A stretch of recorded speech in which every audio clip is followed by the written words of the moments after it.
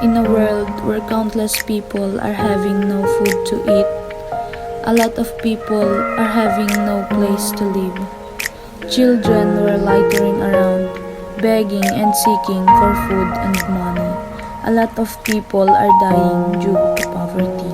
No kasano kinarigat iti biag idi na palabas, narigrigat manen iti biag tattaga po iti pandemya. Adu iti naawan ng trabaho na, adu iti nalugi iti negosyo na, awan pangalan makan iti pamilya, gapu iti pandemya.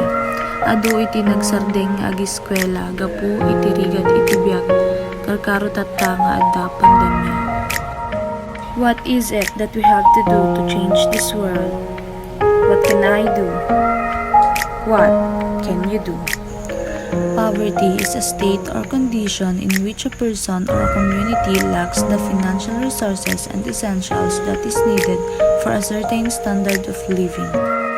It means that the income level from the employment is so low that the basic human needs can be met.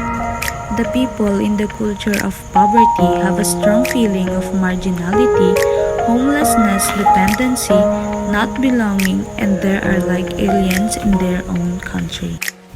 This means lack of basic capacity to participate effectively in society. There is also a socio-economic issues wherein these issues are factors that have negative influence on an individual's social and economic activity, including lack of education, cultural and religious discrimination, overpopulation, unemployment, and corruption.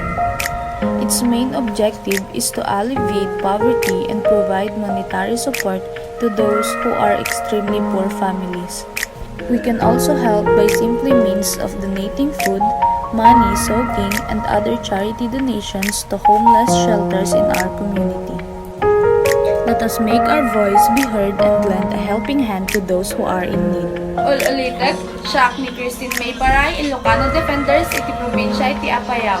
And this is my advocacy. Agbiag, Apayao.